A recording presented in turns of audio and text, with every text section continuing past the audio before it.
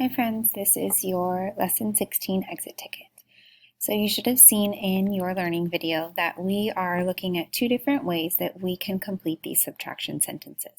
So we've got two different problems here, and we're going to show both ways, okay?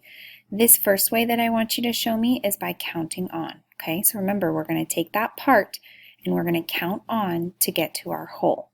So I want you to draw a picture of 9. And then I want you to count on using a different shape till you get to 13. And then tell me how many you counted on from 9 to get to your 13.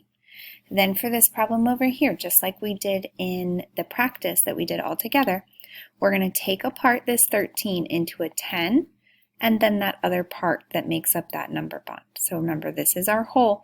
If we take out a 10, how many is left in this part? Then you're going to subtract the 10 minus 9, just like we did, to get 1.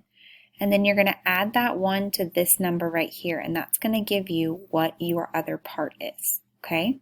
So you're going to do that to this bottom, these two down here as well. Use the count on strategy from this one, and then use the pulling of a 10 on this strategy.